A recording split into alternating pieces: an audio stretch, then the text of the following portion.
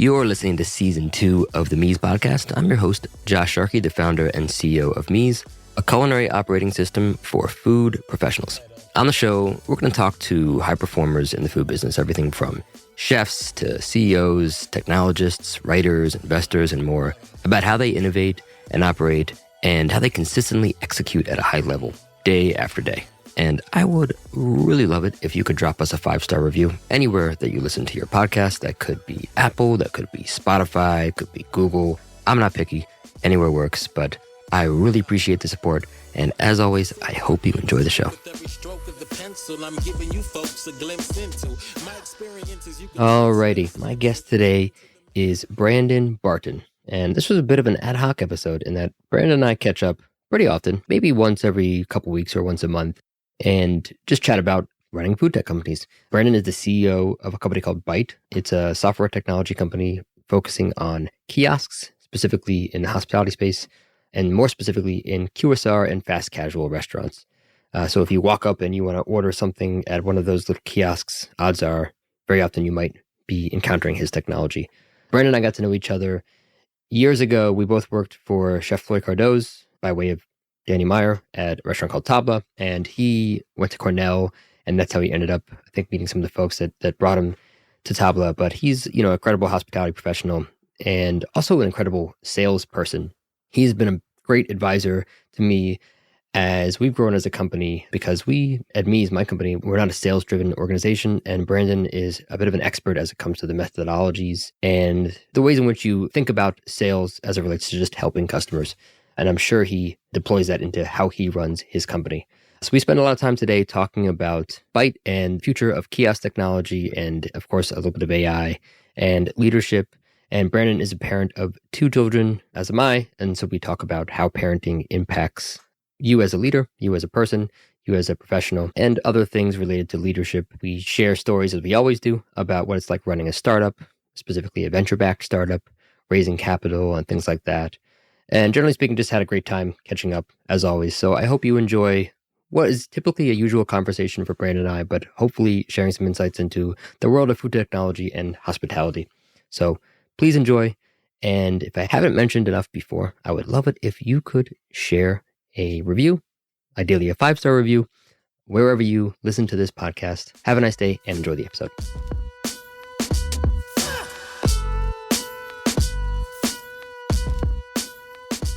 Brandon Barton, welcome to the show. Thanks for having me, man. This is great. I'm very excited. This was a little bit ad hoc, but we talk all the time. So we figured why not record our conversations this time? Just like a normal Friday afternoon, except we're recording this one, so we can't say any of the juicy stuff. We can. And also, you know what? I find that if you drop an F-bomb, I'm not going to yell at you. We can edit out or not edit out. But I like to take this opportunity whenever I have my friends on the show, as I get to ask things that I didn't know about you that I wouldn't have normally asked because we don't have time. Yeah, I was going to say, normally you're going to ask me questions that could potentially end our friendship, but now that you're asking me in public, I can't, No, we've already gone through those things, and I think we got past them. So, but no, I know generally speaking, you went to Cornell. I know some places you worked, but can you just give the 50,000-foot airplane level view of your background, just so that maybe I wouldn't know? Okay, cool. Yeah. I'm gonna go back to 14 years old, bussing tables in Bay Ridge, Brooklyn, for the best little burger joint that there ever is, called Skinflint's. I was doing this because, I grew up pretty humbly and needed money to do anything in life, right? And so I found a job bussing tables, and that was my first love of restaurants. Did barbacking, bartending, probably when I was too young to be doing either of those things, and serving at this beautiful restaurant, Skinflint's on 5th Avenue and 79th Street in Bay Ridge. And then went off to Cornell University, not as a hotel student, which would have made sense, but actually as an engineer. Hold on one second. I knew you were from Brooklyn. I didn't realize Bay Ridge. So this must have been 1995-ish, because I know around your age. Oh, yeah, sure. Yeah. Yeah. So what was the restaurant scene in Bay Ridge in 1995? I mean, if you wanted red sauce and the potential to sit next to infamous people, I should say. And if you don't know what that means, then, sure. Then the Bay Ridge was a spot. I mean, but it's, from a culinary perspective, I don't think that there were many James Beard Award winning restaurants in the world of Bay Ridge. This burger joint, though, I would say pioneered the idea of the English muffin kind of like smash burger, which is just a delicious way to eat a burger. With Thomas's? Did they use Thomas's or 100%? Had to.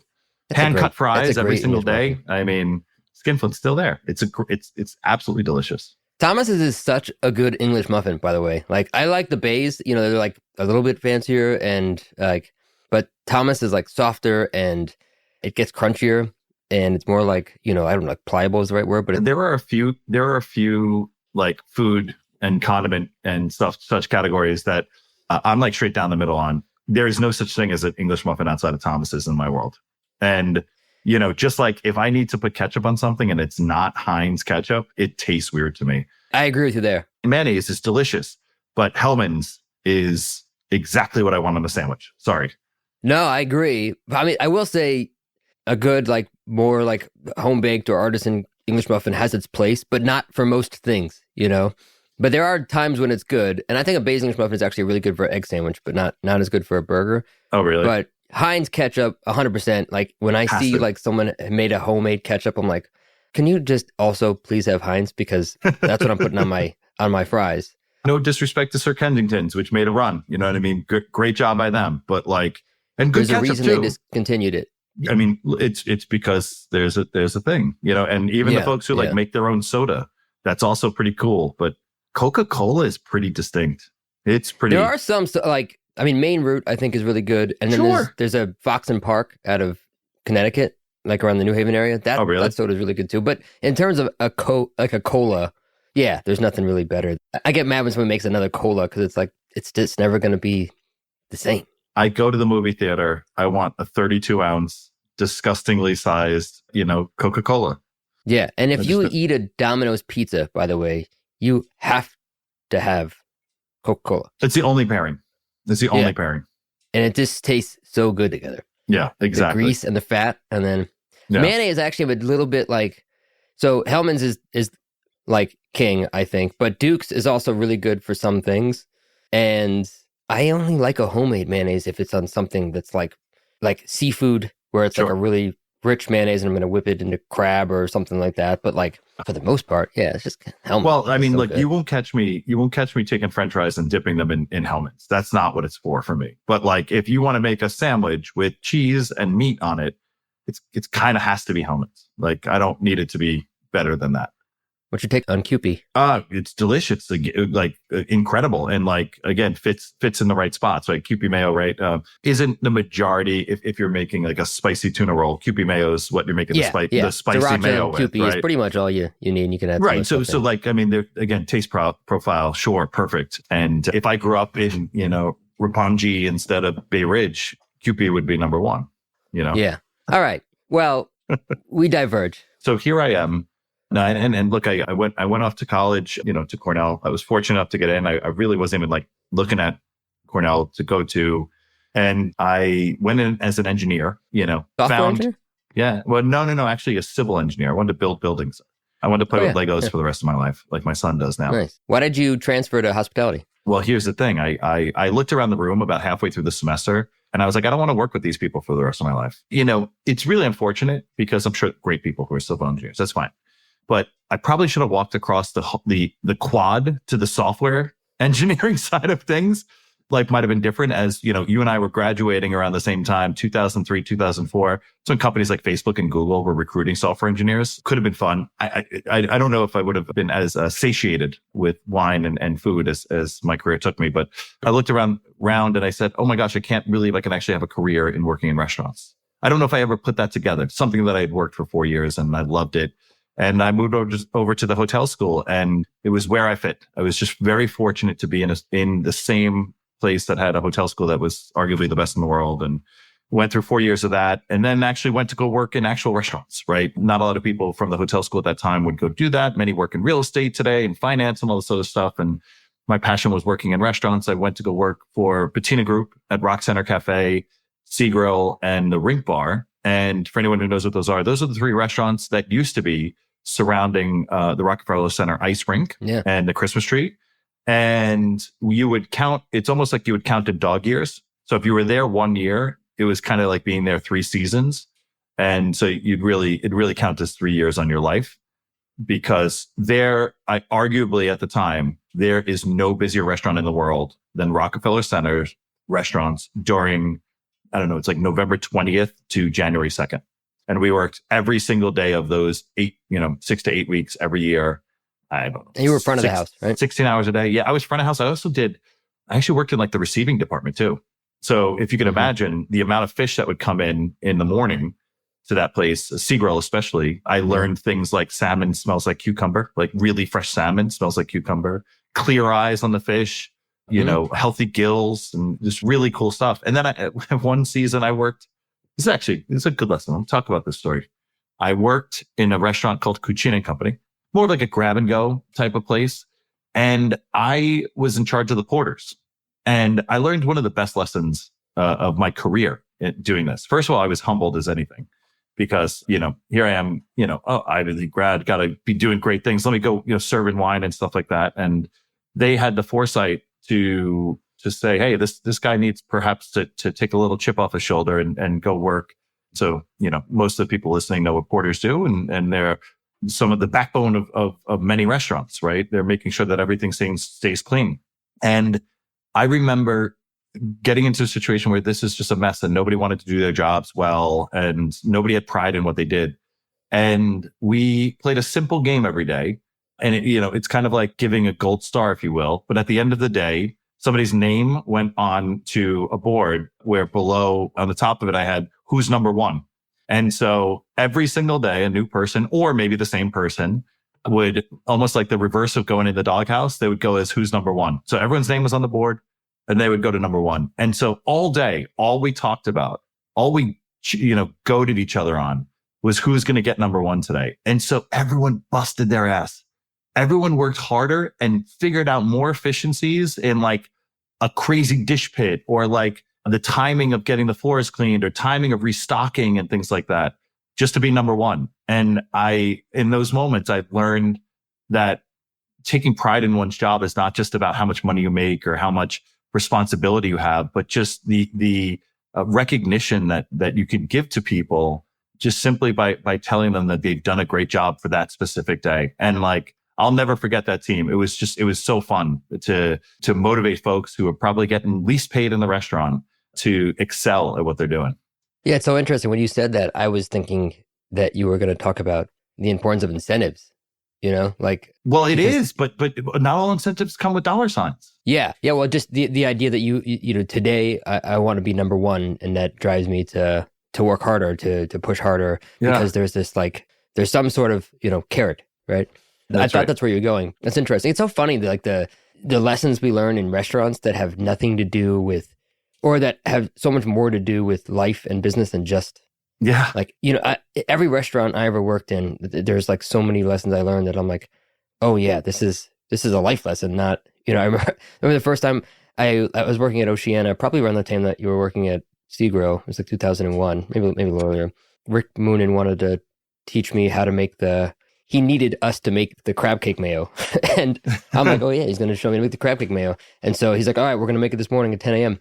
And so I walk out over at 10 a.m. and I'm like, all right, let's make it. He's like, where the fuck's the mise en place? I was like, oh, I'll go get it. He's like, kid, you're not in school anymore. If you want to learn, you gotta do the work. That's basically all he said, and he walked away. He might have thrown something at me too. And I was like, oh yeah, we don't just get to learn. You have to put in effort to learn. You have to put in extra effort to learn, and it's not just going to be given to you, especially when you start to go into any craft. And like from then on, I was like, oh yeah, if I'm going to learn, I got to go above and beyond everyone else. Otherwise, we're going to be in the same playing field. Yeah, I love that. There's such a sports analogy here too. We could go into a little bit of this because just, I was an athlete in college, but baseball, right? No, basketball. Basketball. That's right. You know me. That's right. I was actually the tallest baseball player of all time. I was trying to find a picture of you at Cornell basketball.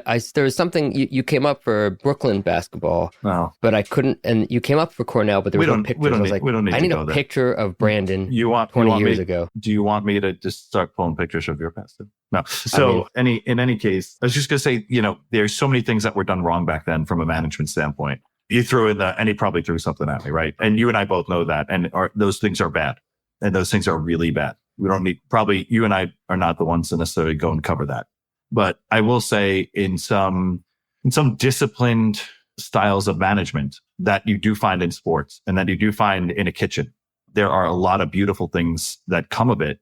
And, look, I'm sure you and I would talk about this at some point during the pod, but our guy, Floyd Cardoz, was one of those chefs who was able to have incredible, strong leadership without being a guy throwing pots and pans at people, at least from the perspective that I had. Yeah, he was in the trenches. Oh, he was in the weeds with you. He would yell at you and then put his arm around you and tell you, this is why I just yelled at you, so there was a way to do it. I actually do find myself as a leader now trying to think about the lessons that I was able to learn in those harder management scenarios, because they really did forge me into having more resilience in essence. Yeah. I want to definitely talk about like your leadership style as a CEO. But before we get into that, I also, of course, want to hear about Bite. Oh, yeah, sure. You went to Cornell, and I was talking about this with Kristen Barnett last season. Yep. And, when I was at Tabla, this swarm of people came in from Cornell all at once. Randy Garuti and Will Guidara and John Vandergriff. And I'm like, who are these people? And why are they all coming here and working at once? And then fast forward, they're like, what is it about Cornell that creates so many great hospitality professionals? Yeah, I mean, I don't know if I know the real secret sauce here. To call the hotel program a trade school is wrong, but in one way, it's a really great way to understand the dynamic. It is attracting people who want to spend their lives doing something related to hospitality, the same way that culinary school attracts people who want to be chefs, right? It's not a surprise that you're going to get great chefs out of this school. I think one of the things that Cornell has done so well is to have incredible professors who are passionate about the industry and to put the focus not just on what goes on in the classroom, but to also have operational experience. And so there's a part of the program where you actually have to work in restaurants. That's great.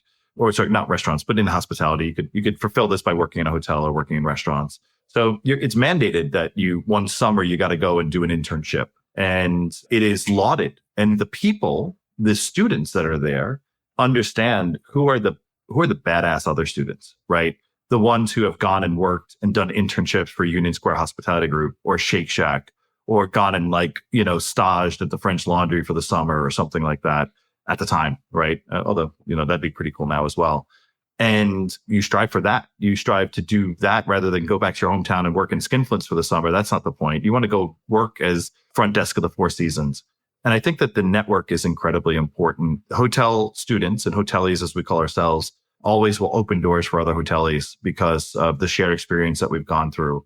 And so immediately upon meeting a Randy Garuti, I didn't go to school with him, but we had an instant connection because of Cornell. Same thing with Will Guidara. Same thing with all those folks who have now gone on to be the names that we all look up to in the hospitality industry. It's pretty cool. Yeah. Yeah. After your time in the restaurants, you moved on to tech, Resi, the fourth employee at Resi, I think. And now you're the CEO of Bite. So can you talk a little about what is Bite? Also, why did you end up there and what are you all doing? So Bite is the leader of software for self-service kiosks. So we're trying to solve the labor problem in the industry at the same time of creating a path for hospitality to live in a digital world. So imagine you've walked into a McDonald's or a Taco Bell or a Bluestone Lane, or a Togo's or any of these customers. Some of them are customers, some of them are places that have built their own kiosks. Walk in and order off a screen. And what's beautiful about it in my mind is that this is a necessity for the industry as the pressures against the P&L continue to be there, whether that's food costs, labor costs, and so forth. But my goal is to take some of the things that I learned in the industry from Patina Group, from working for Danny Meyer at Tabla, as we alluded to, and bring them into the digital experience. When I think about going to a fast casual or a quick service restaurant, most of the time you're not going to be recognized. And I think that there are just ways that we can start using technology to recognize guests, to give incentives to guests to come back, to maybe even speed up a transaction for them. And all these things are little parts of the hospitality experience, while allowing the people who work there, the employees, to not sit there and just take an order, which anyone can do, but actually add to the experience, refill a drink in the dining room, clean a table, pull out a chair for somebody. It's a beautiful thing when you start to put real hospitality, even at this lowest price point in our industry of food. So really proud of what we've done. We're a Series A company, so we're along the way now, and we see a pretty bright future ahead. So, as it relates to kiosk, I have not heard you say that before, that we want to recognize the guest. And it's actually really poignant. Like, yeah, when you go to, doesn't matter who you are, if you go to a Shake Shack somewhere, no one knows who you are. Like, unless you are like uber famous, no one's going to recognize you. Sure. You could be an incredibly well, regarded, hospitality professional that if you went into another restaurant, you could be a 5-time-a-week regular, and the staff turns over so much that maybe they don't recognize you as well. True. So how do you do that? Yeah. What are the mechanisms in place to recognize somebody? Yeah, it's a great question. So since the beginning of Byte, we've always had facial recognition built into our platform. If a restaurant wants to use it, it's not a mandated thing, but you can utilize very off the shelf cameras to recognize who the person is who's coming up and maybe recall their last orders. The beauty of the way we do it is that we're not trying to take anybody's personal identifiable information or anything like that and tie it together, but just trying to say, hey, this person came in last time. Here's the things they've ordered. Maybe they want this sandwich again without mayo or without this or without that. Another way is there's such an increasing call from the industry to have really dynamic loyalty programs. Okay. If you ask the most fast casual and QSR operators, a really important metric of the marketing team is how many people are a part of our loyalty program. What percentage of our guests are loyalty orders? Usually there's like an 80-20 rule in there where that makes up the majority of their revenue is people that go often.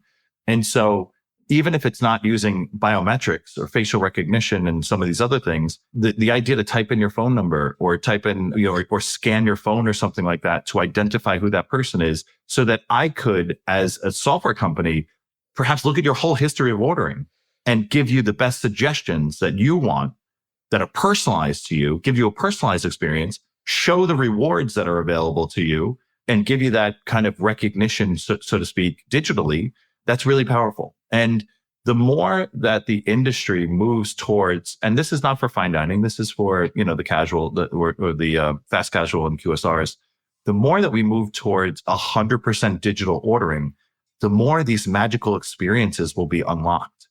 I know that Shake Shack's a great example. It's a brand that you and I both love, right? I have ordered Shake Shack in 100 different ways. In person, order ahead on their website, order ahead from their app, order ahead, on maybe a DoorDash or delivery from DoorDash or any of the partners, or it used to be Caviar and any of the partners that they have. I know that it's very hard for a restaurant like Shake Shack to take all of those different things and tie it all to Brandon. But that's the goal, so that they know who I am. So they know that I don't really eat, doubles anymore. I'm never putting extra meat on my food anymore. And maybe even occasionally I'm, throwing in a Chicago dog or a bird dog to get the vegetarian side of things. Right. So as my preferences have changed over the 20 years of being a Shake Shack fan since the first one, digitally, they should be able to track that and give me suggestions based off of what I want. We're not there yet, but there's a lot of people that are working on this particular problem to try to help utilize this digitalness to make some really beautiful experiences out of it. Yeah, that's a huge challenge. We worked on that before me when I was running Orify. Just how do you unify the customer's data, because they're using different credit cards, or a credit card expires and they buy online, they buy in person, they pay cash. It's really difficult. There are some great CDP companies that are working on it right now. Do you partner with any of them right now to try to, or work on some of that yourself? Or yeah, the truth is that we do partner with some, others that we want to, like people like Bicky, even Wisely on the back end of Olo, they do great work. The truth is that Byte's connection is to the point of sale system, and then usually it's the point of sale system that's connecting to them. Right. Mm-hmm. And so we're kind of the tip of the spear that has to get that information to go all the way back to where it belongs. What we're working on, and maybe this is, here we go, breaking news, but what we're working on is getting information back from CDPs, because the return is what's important. I want to know, in order to give Josh a personalized experience on the kiosk, I want to know what Josh has ordered when he was ordering online 2 weeks ago. Right. And maybe put that same order up. If you're doing Meatless January, I just made that up. Is that a thing? Great. Meatless January, I want to just put your order up from 2 weeks ago, so that you can just click one thing and reorder. One of the beauties of these third-party delivery companies like DoorDash and Uber Eats is that they have your order history sitting right there. And if you're the type of person that orders the same Indian food on Thursday nights and that's what the family wants, it's pretty easy to do it. I'd want that same ease of experience, on a kiosk. Yeah. You know what's interesting? I think about this sometimes. I live in northern Westchester, and there's northern Westchester, if you're listening, there's nothing up here. Like we, there's not a lot of options. But what I'll say is when I go, when my wife and I decide we're going to order something, to get delivered, we go on DoorDash. I would love it if they were like, hey, you've ordered this like 12 times. Do you want to try something different? Here's this. Yeah, sure. Because you end up getting stuck in the same, in the same thing. And very likely there's probably something else. And, humans are creatures of habit. And so that's part of what we like. But do you ever think about like, how can you create net new experiences for that customer as opposed to just... It's like you're throwing the alley-oop to me, man. So again, since the beginning of the company, our CTO, Stas, co-founder of the company, incredibly bright. And this is before it became a buzzword, but we've been using AI the whole time to make suggestions to people. And what's beautiful about the AI that we're using and the machine learning that we're using is it's not just about perhaps like item X.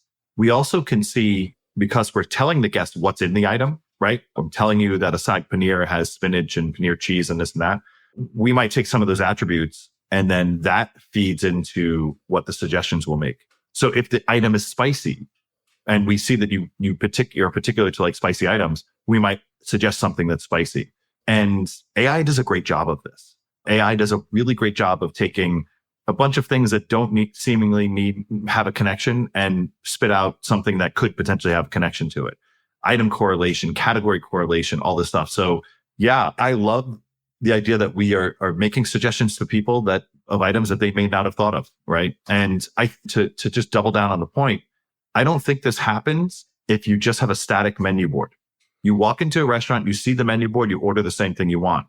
There's not an opportunity to show you other things that are available in a controlled and personalized way. Yeah. Because if I could control where your eyes look, I'd say, hey, Josh, look over there. Yeah. You like cheeseburgers. You're almost personalizing a menu for every single person that comes in the door. There's something special about it. There's something special about giving somebody recommendations that are not just any recommendation. Do you want fries with that is the worst possible question, right? Maybe you already have fries. Why are you asking me that? And so there's a lot to learn here. People over index on this, but a good friend of mine, Mike Lukianoff, also a Cornell guy. He's one of the leaders of data science in the restaurant tech space. He has a new company that he's doing. Great dude. He always talks about like just making it simple. You don't have to have the data science do all the work, but drinks, sides are good complements to entrees. You know that if somebody has a drink aside and an entree, dessert category works too, right? So make some kind of harder rules in there too. Yeah, absolutely. Are there innovations happening on the hardware side as well?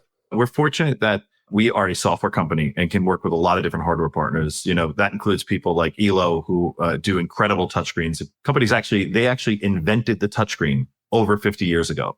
That's like, the patents for the touchscreen, they invented, not Apple, not somebody else. They invented the touchscreen, the company. So they kind of know what they're doing there. The innovations on the hardware side are coming in form factor, lighter, faster. Okay, that stuff, which everyone would expect from computers, but also on the payments and reading NFC, reading RFID. RFIDs aren't going to go on food anytime soon, but there's all this, let's say, structural technology like NFCs, which everyone has on your phone, whether you know it or not. You have the ability to tap your phone to do things. When I think about personalization in the future, Josh, why not walk up to a screen and just tap it with my iPhone and it knows who I am? Why do I have to put in a phone number at CVS, right? To tell you my loyalty. It should know from this thing that's in my pocket. So, I love when the hardware is starting to do things to connect the person to the experience. Another good example of this, by the way, is Amazon using the Palm payment, probably at a Whole Foods near you.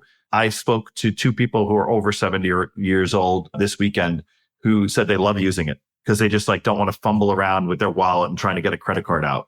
I think credit cards are pretty easy to use myself, but I love the idea that it's cross-generational and just using your Palm is another way to take hardware and make it a new part of this experience.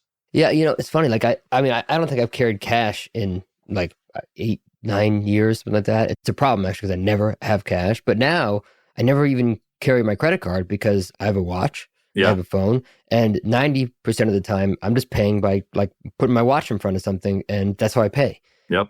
And, you know, what's the purpose of carrying around these little, and I imagine that's going to carry over to, to these kiosks and things as well, Yeah. of other things that we can do. I mean, if it's retina scan and you know who I am, why do we even need a phone, right? Exactly. I Maybe. mean, well, that's coming too. I mean, everyone's seen the lines at the airport for Clear. Okay.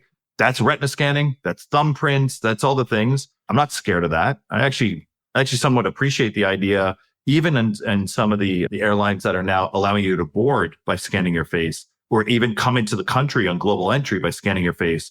Kind of appreciate the security level there rather than an ID that I got faked when I was 16 years old, by Jimmy down the street. Right. So Yeah. some of these things, when done right, and that's not always the case. Like, I can understand tech companies don't always do the right thing when it comes to protecting this information, but we do. And I think that there's a path for using this stuff in the future to make people happier.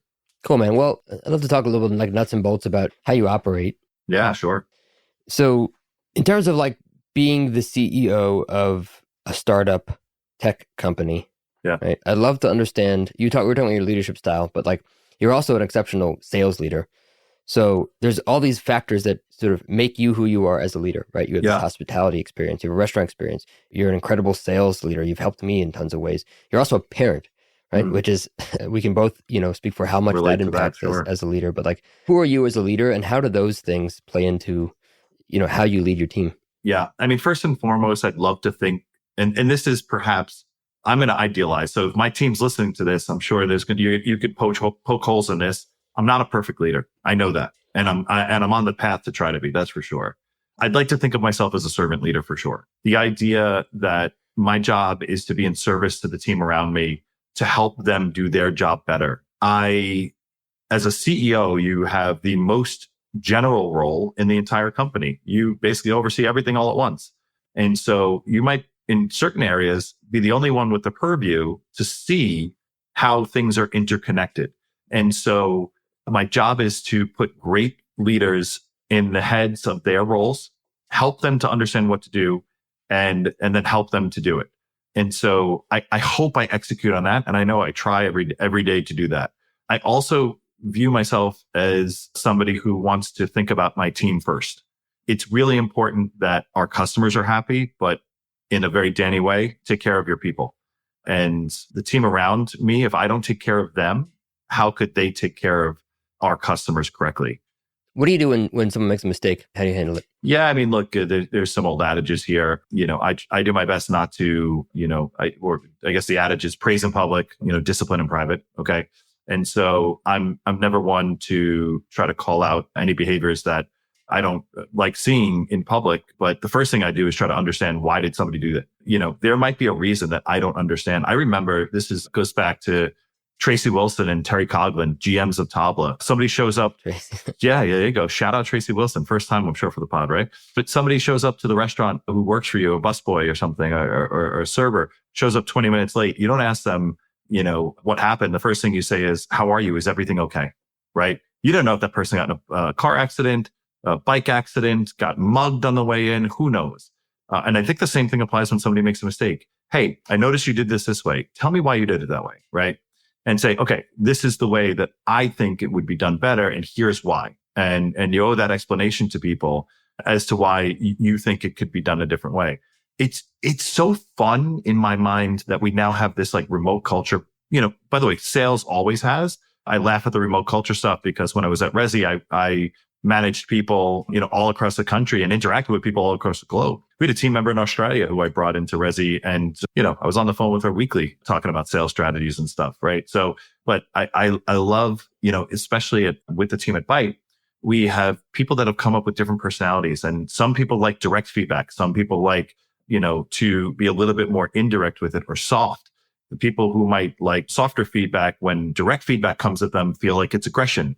The people that, then there's like passive aggressiveness potentially. It's a really interesting dynamic to try to deal with. And man, I'm, as a first time CEO, it's fun for me to try to figure this all out.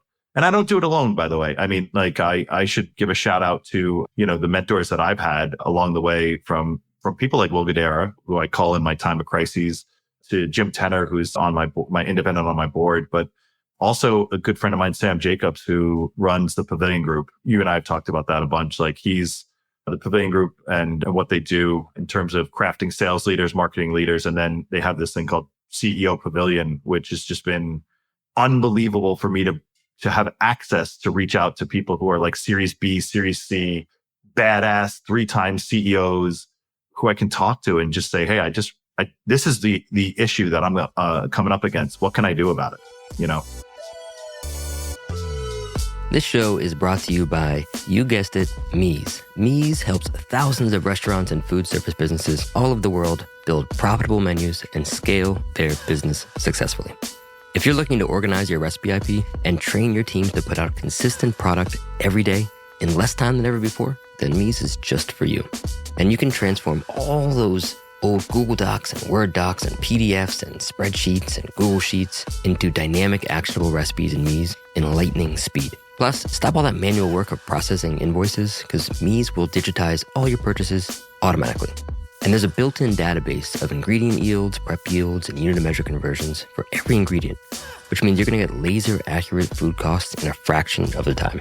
Visit www.getmeez.com. That's GETMEEZ.com to learn more. And check out the show notes moving forward because we're going to be adding promotions and discount codes so that all of you lovely and brilliant Meez podcast listeners get a sweet deal on Meez.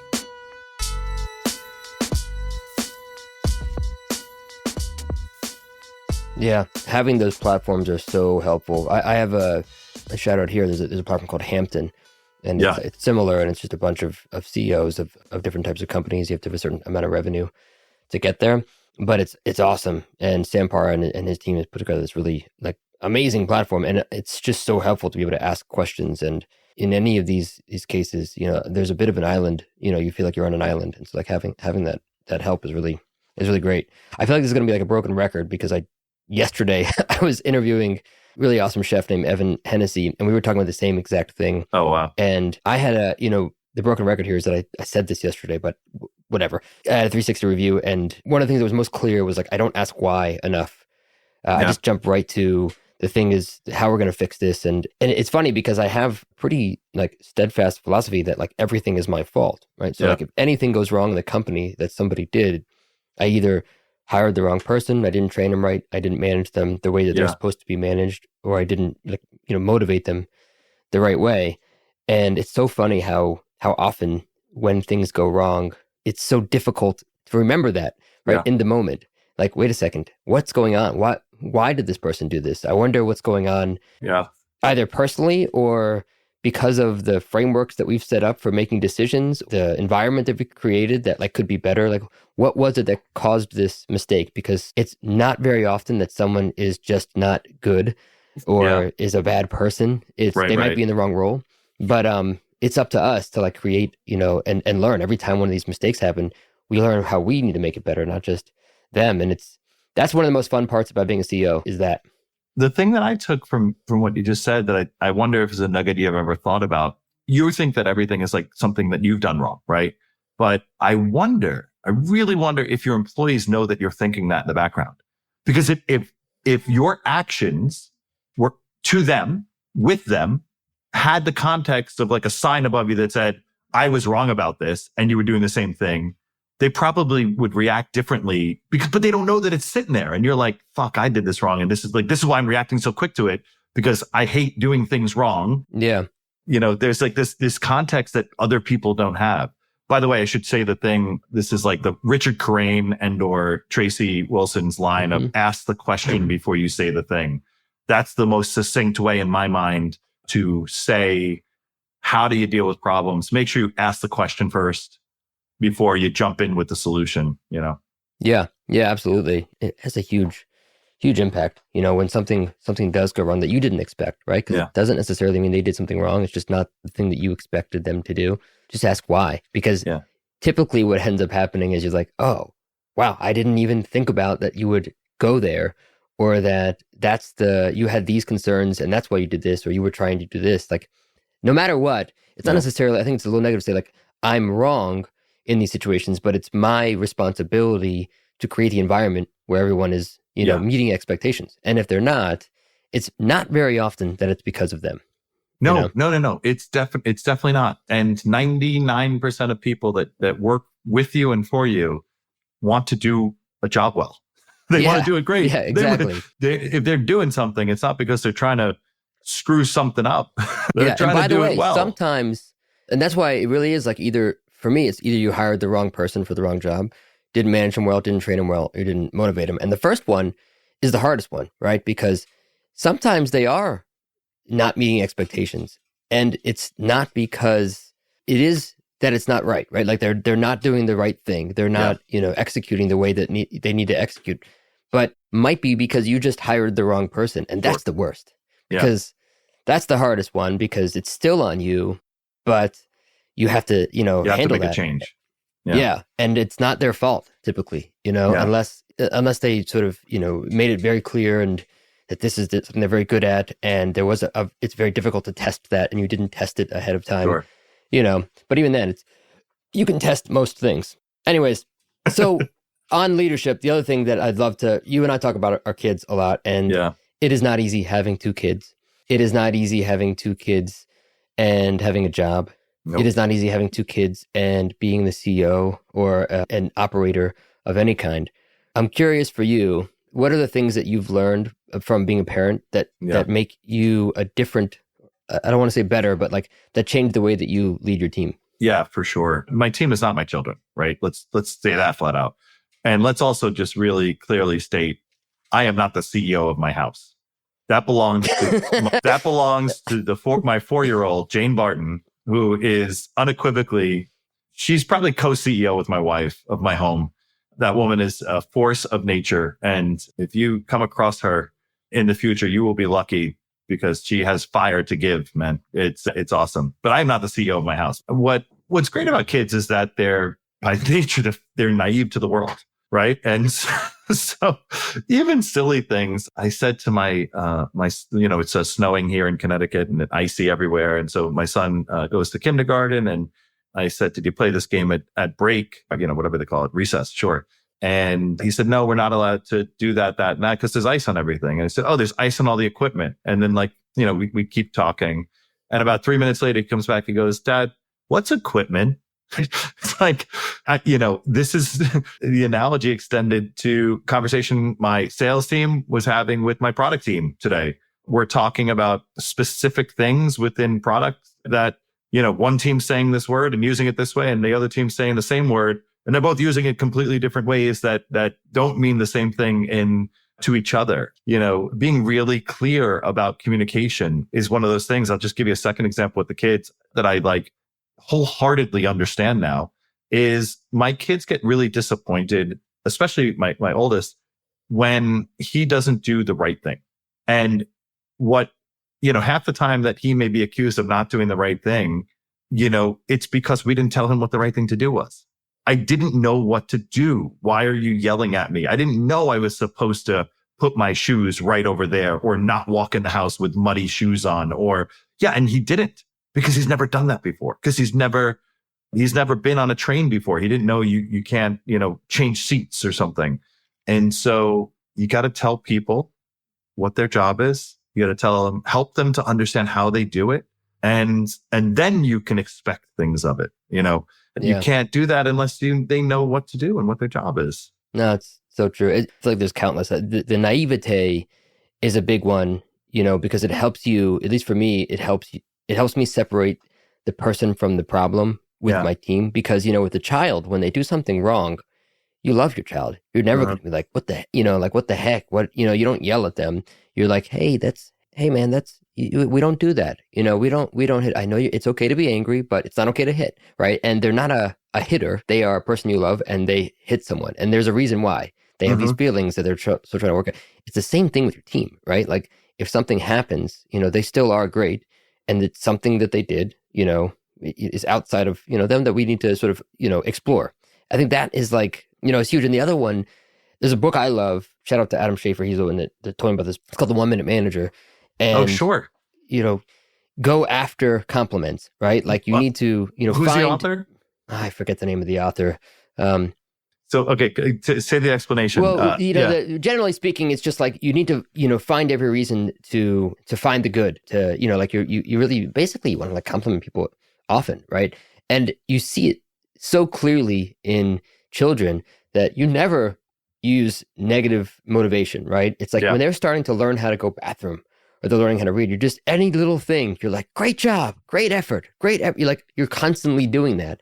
And it's the yeah, same with people. You have yeah, to, and it's something I struggle with because I didn't grow up with it. Like I grew up the opposite, but like I try so hard to like as much as I can to do it. We have yeah. like this kudos channel in our Slack, that the whole team uses as well. And it's like that positive reinforcement. I know it sounds silly, but it's so important. Yeah. And you see it so clearly when you have children. Yeah, I agree so much. We have a shout out channel in Slack. We do the same thing. It's Ken Blanchard. And I'll tie two things back to the earlier part of our conversation. One is I did a 1-day seminar that was a 1 credit or 1 weekend, maybe seminar that was a 1 credit class at Cornell.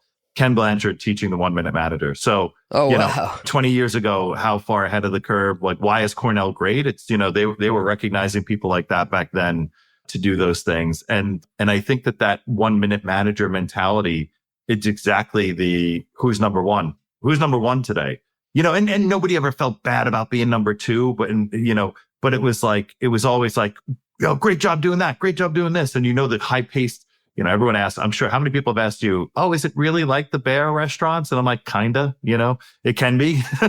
It's this high paced environment, and startups are the same thing. Like stop, take that 1 minute, say, thank you, say I appreciate you. And it obviously applies all the way to children.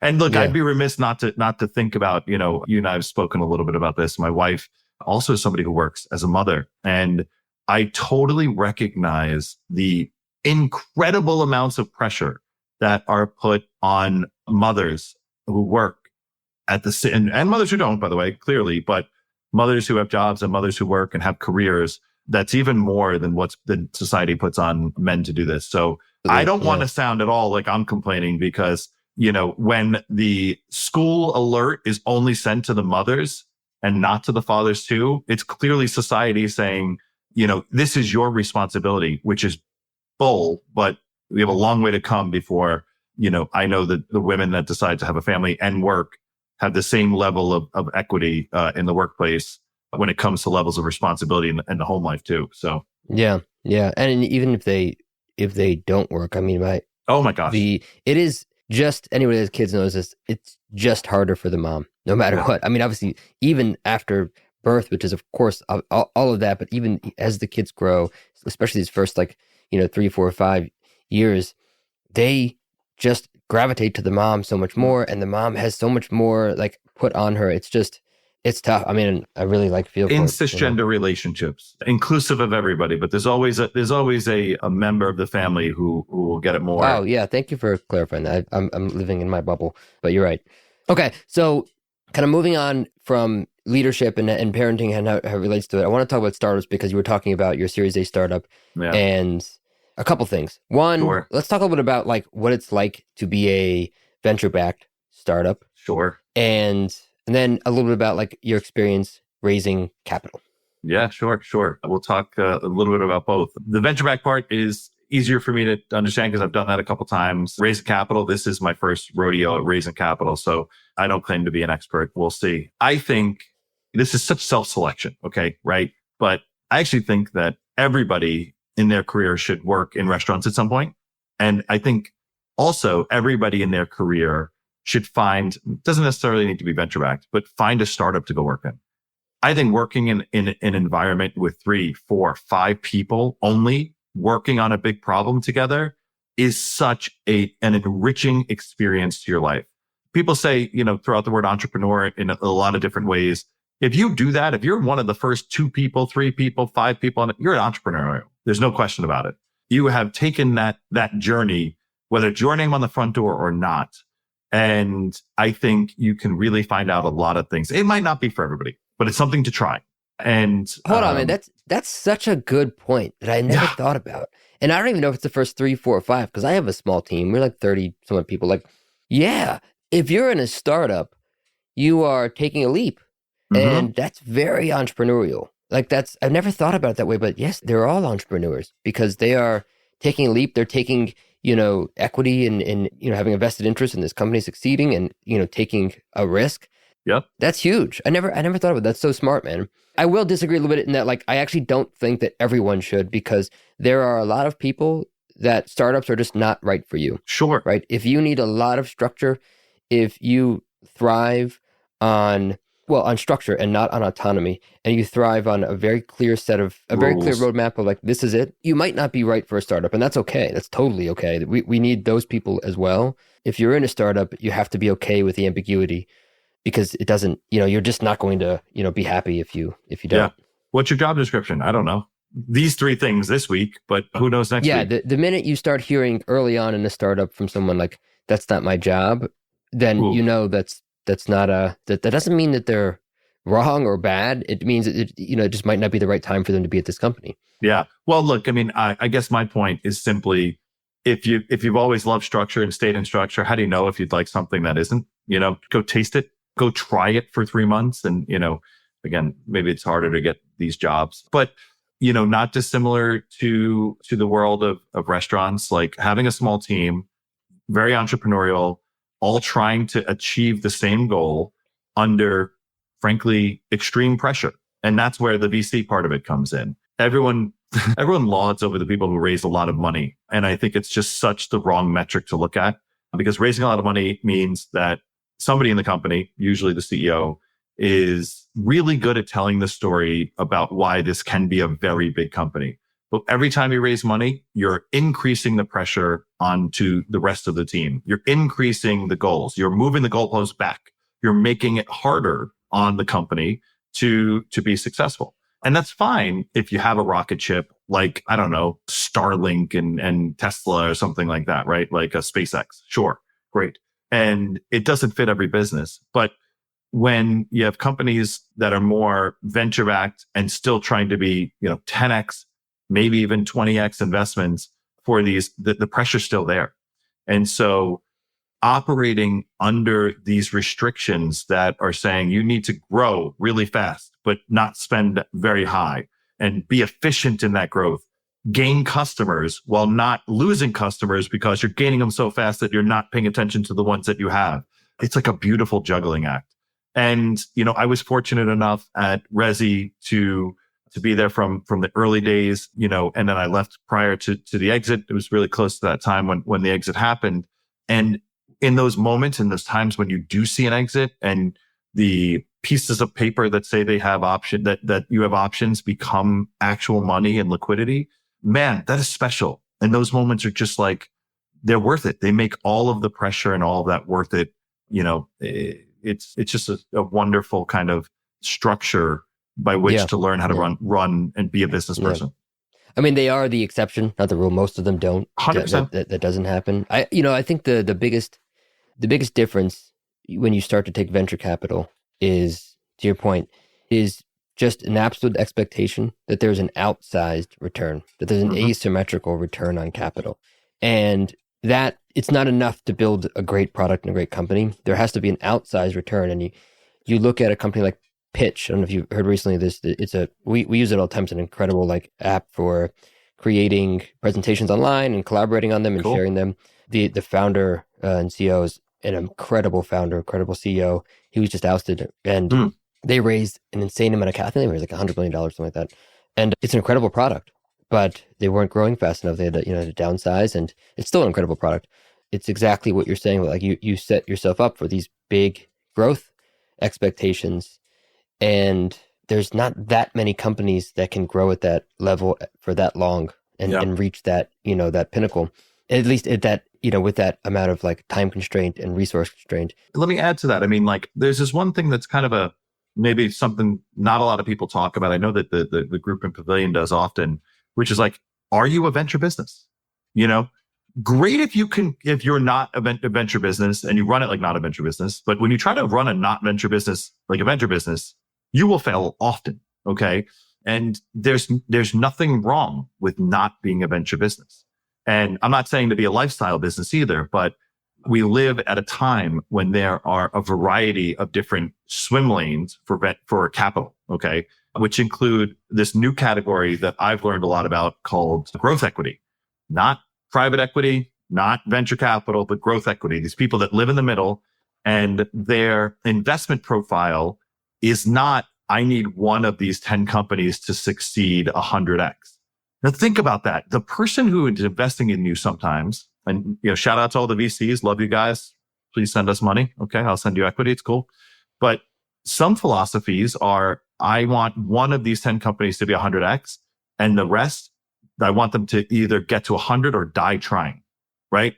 It's not some. I mean, that the power law is just innately part of venture capital, and it's how the model works. Is they're putting a significant amount more capital than you would typically get, and the model works because of the power law, because one of these 100 companies will have an incredibly outsized return that will, as they say, return the fund, right? So if you have a $500 million fund and you're going to deploy that capital towards X amount of businesses, one of those businesses should return, any one of those businesses is intended to return the $500 million, which means that if they exit at 10% equity and it's a $500 million fund, then, you need $5 billion. And your exit needs to be a $5 billion exit. So clearly, if they make 100 investments, they know, not every one of those businesses is going to come close to $1 billion. So even a business that exits at $100 million, if you have a $500 million fund, in theory is not necessarily a success. And so you can't also fault venture capital, because the purpose of venture capital is to create an engine where yes, but I think if you look at it more artistically, the purpose of venture capital in aggregate in America, at least, is to fast track innovation. It's a vehicle of capital that keeps moving our economy forward, because before it was, you could get an SBA loan, right? And you could try to get a loan from the bank, and that's how Nike did it, right? But for the most part, it's not easy to get that. And that is a business where you need to have a cash flow business, or you need to grow very, very slow over 20 plus years. What venture capital has done is it's allowed us to sort of accelerate the innovation curve of an aggregate of the entire, country by deploying a lot more capital than you would typically get. And so that's just part of the game. So it is difficult. I think the one thing that I would say, now having been through, I've been in it for long enough, is you should know that going into it. I didn't know it going into it. I learned as I went, and I had some really great, advisors that helped. But it does change somewhat how you run your business. You have to be very careful not to be running a business because you're trying to just get to the next round, but it becomes a factor, and there's definitely good and bad to it. Think about this dichotomy, right? The partner who's made this investment in you knows the power law, right? And knows that this is the engine that they're trying. Yeah, look, I think you're taking a very altruistic view. I think, a lot of people are in the world of venture capital to make money. And if the byproduct of that is that we push innovation in the country forward, that's great. But the real metric of their success would be how much return on invested capital for the fund, right?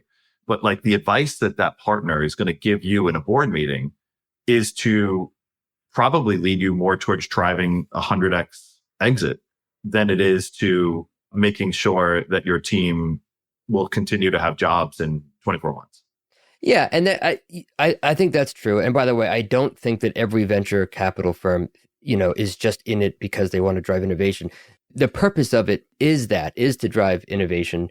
And I think the great venture capital firms know that it is very difficult to make money. And if you got into it to make money off of one investment, then you're probably not in the right business, right? Sure. Because it takes an incredible amount of research and diligence and discipline to be a good, investor of capital in the venture capital world. It's a very, very hard job. The fact that there's so many of them is just, credit to that. There's this idea that you could make a lot of money, but it actually is very difficult to make money. The same power law is true for venture capital firms. A very tiny percentage of the firms represent the majority of the returns of overall capital in the, in the venture world. So again, I think you just have to know what you're doing getting into it. And I think most restaurants, by the way, the majority of them obviously are not. They're, we're talking about private equity firms like an El Caterden or Work or something like that. And I think what you were saying about growth equity is there's a similar sense of hey, we want to get to know your business more. And that means we probably have more control. But, Yeah. we're going to make sure that, we have more, we're going to make sure that it stays alive, Yeah. Look, I mean, I love what VC affords people who are entrepreneurial, like these paths to learn, even if there isn't an exit at the end of the existence of that business, a lot of those people go on to do other great things because they learn such great stuff. I mean, not every team wins a championship at the end of the season. Doesn't mean it's not worthwhile. So, yeah.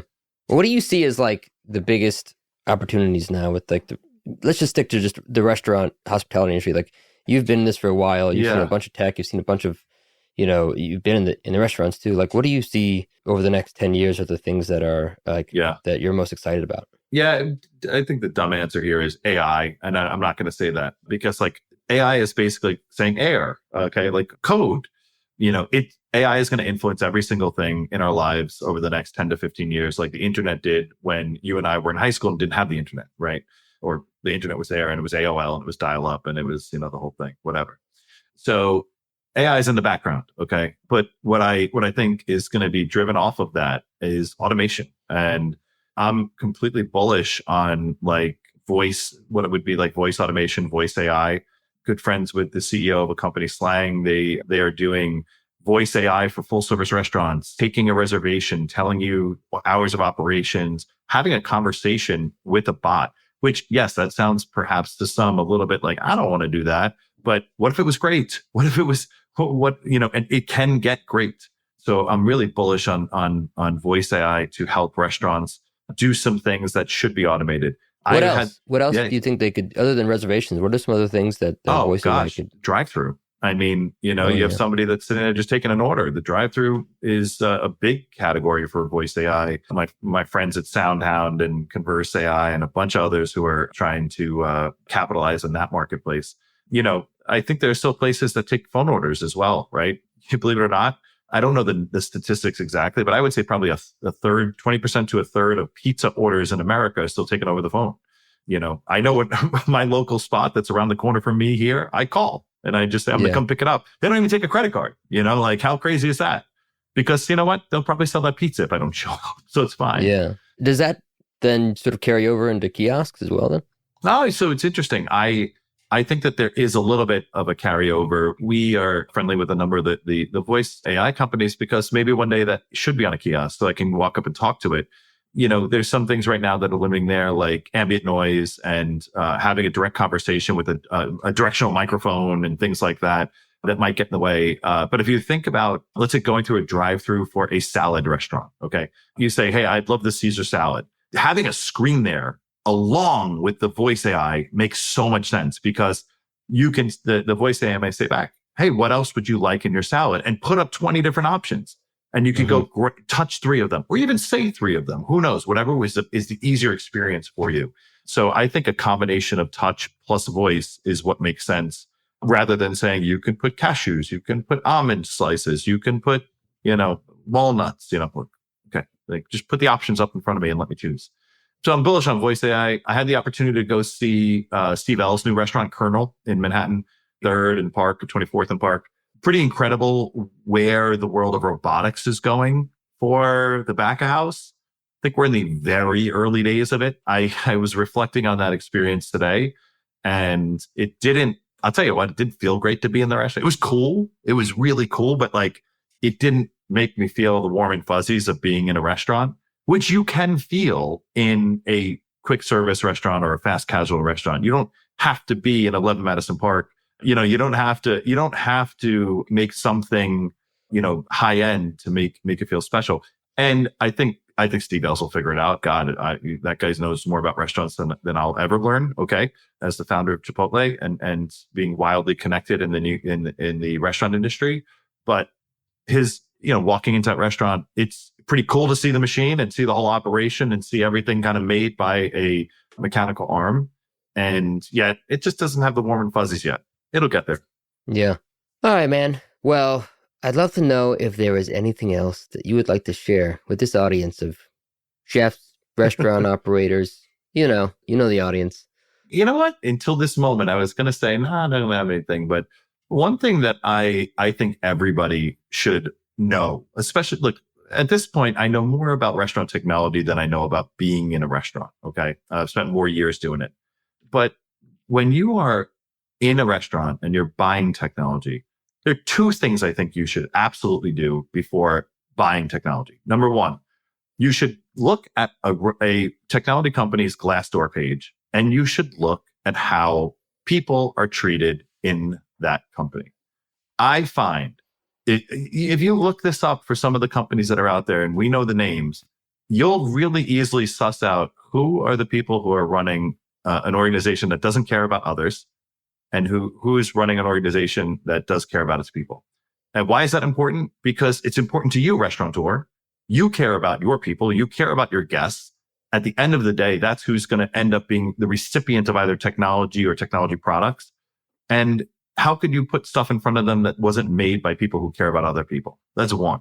Secondarily, there should be a really strong distinction between operators and CEOs and entrepreneurs like Josh and myself and others who have spent their life dedicated to making restaurants better, both from being in operations, being a chef in your case, to now doing technology companies, versus the people who swoop in for 5 years, think that they're going to come in with some new fancy thing, make restaurants better, and then swoop out. And if you don't know the difference, if you don't know their background, look up the LinkedIn of the founders of the company to see if they are people who are dedicated to this, because I see so often people that are telling a great story about this, and this is how you're going to make money, make things better. And when it doesn't work, they just can jet to some other industry. They don't care. People like Josh and I are going to be in this industry for the rest of our lives.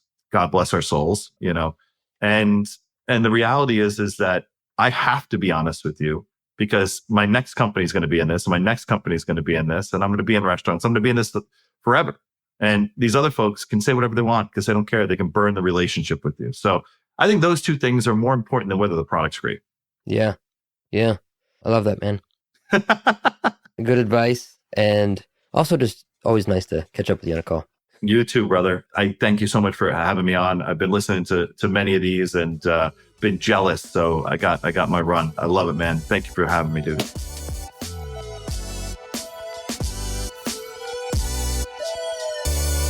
Thanks for tuning into the Mies podcast. The music from the show is a remix of the song Art Mirror by an old friend, hip-hop artist, Fresh Daily.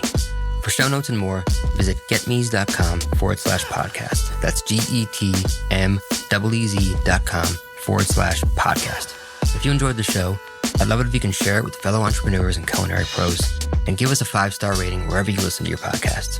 Keep innovating, don't settle, make today a little bit better than yesterday, and remember, it's impossible for us to learn what we think we already know. See you next time.